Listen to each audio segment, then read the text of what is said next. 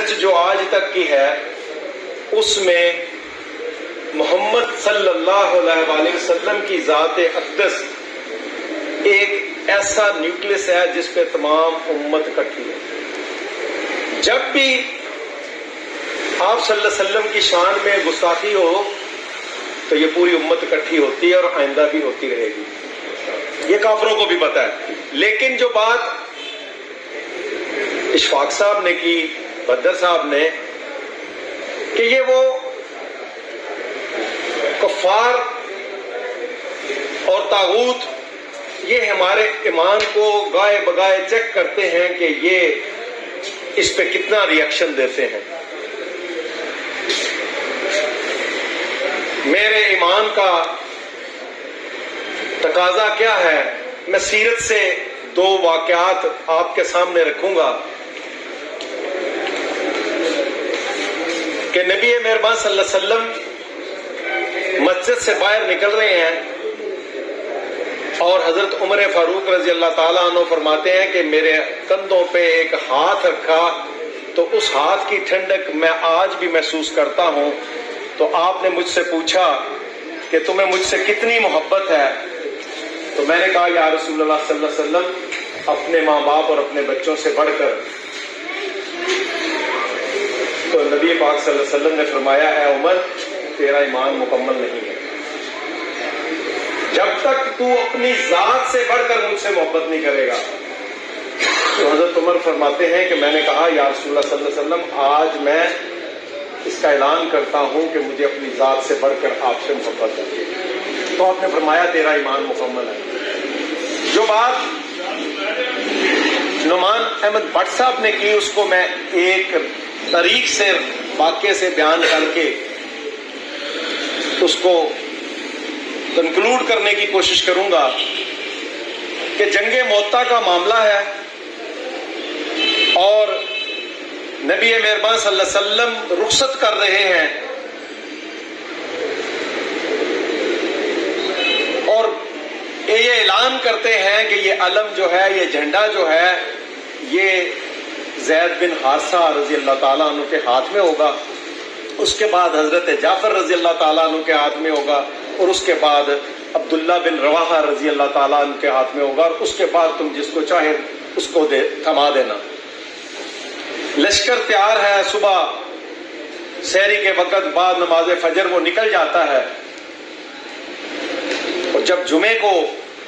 خطبہ جمعہ کے بعد آپ دیکھتے ہیں کہ عبداللہ بن رواحہ تو یہاں پر موجود ہیں، تو کہتے ہیں کہ عبداللہ میں نے تو تمہیں صبح روانہ ہونے کو کہا تھا۔ تو عبداللہ بن رواحہ رضی اللہ تعالیٰ عنہ فرماتے ہیں یا رسول اللہ صلی اللہ علیہ وسلم مجھے سمجھ آ گئی کہ پہلے زید بن حارثہ کے پاس لشکر کی امامت ہوگی، اس کے بعد حضرت جعفر کے پاس، اس کے بعد میرے، اور اس کے بعد آپ نے فرمایا جس کو بھی دینا تم چاہو دے دینا۔ اس کا مطلب یہ ہے کہ ہم تینوں شہید ہوں گے۔ تو میں نے کہا کہ زندگی کا آخری جمعہ ہے اور مسجد نبوی ہے اور آپ کی امامت ہے، تو کیوں نہ آپ کے پیچھے جمعہ ادا کر کے، تو میں یہاں سے، میرے پاس سواری بھی اچھی ہے، میں اس لشکر کو جا لوں گا۔ تو میں نے آپ کے ساتھ اس نیت سے جمعہ ادا کیا ہے۔ تو آپ صلی اللہ علیہ وسلم فرمایا، آپ نے فرمایا عبداللہ تم ان کے اجر کو نہیں پہنچ سکتے جو صبح میرے حکم کے مطابق نکل چکے ہیں۔ اور پھر جب وہ شہید ہوئے تو آپ صلی اللہ علیہ وسلم نے فرمایا کہ عبداللہ بن رواحہ جنت میں جا رہے ہیں لیکن ان کے ہاتھ پیلے ہیں، بازو پیلے ہیں۔ اس لیے جو نعمان احمد بٹ صاحب نے کہا کہ ہمیں آمنا و صدقنا کا تصویر بننی چاہیے کہ جو حکم ہمیں آپ صلی اللہ علیہ وسلم کی ذات گرامی کی طرف سے مل جائے اس کو اپنے دانتوں سے پکڑ لینا چاہیے، اس پر عمل کرنے کی کوشش کرنا چاہیے۔ انسان ضرور ہے، بشر ہونے کے ناطے غلطی ہوتی ہے، استغفار کر کے پھر اس کے رستے پہ ہمیں گامزن ہونا چاہیے۔ باقی جہاں تک بات رہی معافی کی، تو میں تو معافی کا قائل نہیں ہوں۔ یہ معافی اگر علماء کوئی بات کریں گے، میرا تو جو مطالعہ ناقص مطالعہ ہے اور میں جو ایک طالب علم کی حیثیت سے میں نے جو تاریخ میں جو چند واقعات پڑھ رکھے ہیں اس میں گستاخ رسول کا قلم جو ہے وہ قلم کیا جائے گا، اس سے علاوہ مجھے تاریخ میں کوئی چیز نہیں ملتی، وہ چاہے عیسوی ہو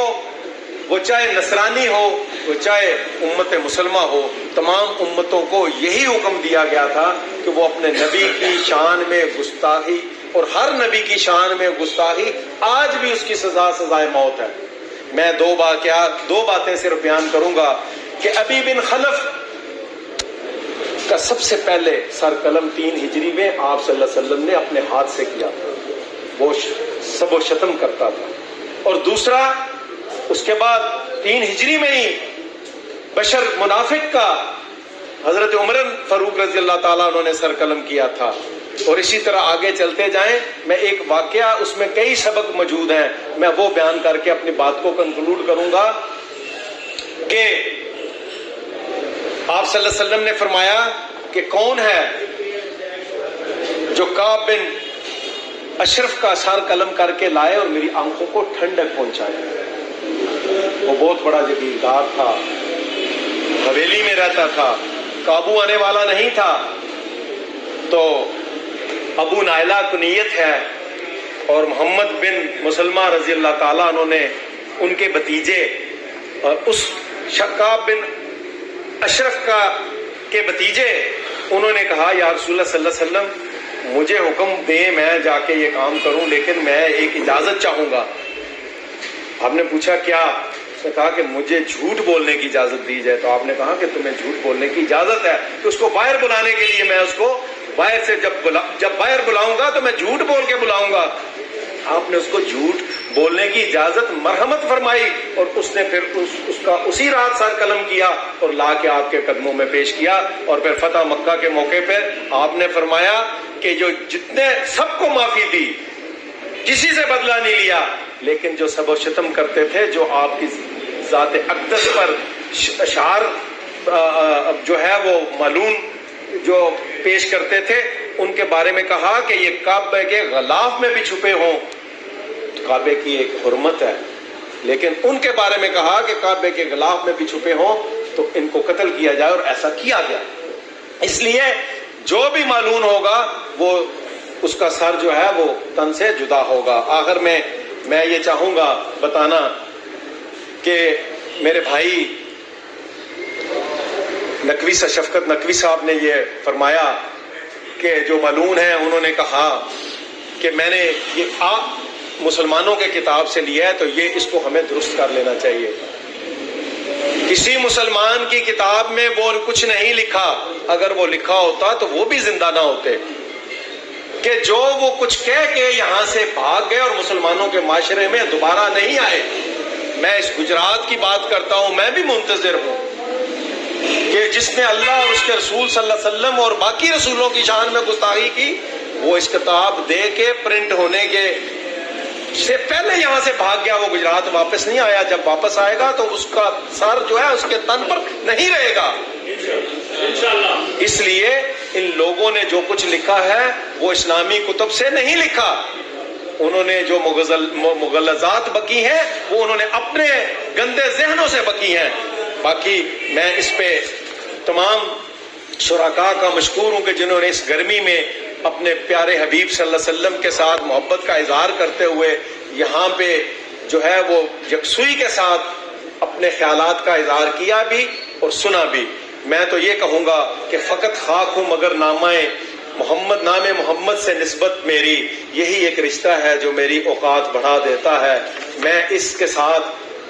تمام کی جو سفارشات تھیں وہ سیکرٹری صاحب جناب چودھری اسد ضیاء صاحب نے بھی لکھ لی ہیں، اور میں بھی چند جو ہے وہ اس میں اضافہ کرتا ہوں تاکہ آپ اپنے ان پہ جو ہے اظہار کریں گے اور یہی اس میں شامل ہوں گی کہ ایک تو ہم مطالبہ کرتے ہیں پاکستان حکومت سے کہ وہ OIC کا اجلاس بلائے، چھوٹی چھوٹی باتوں پر ہم OIC کا اجلاس بلاتے ہیں۔ دوسرا یہ ہے کہ OIC کے اجلاس میں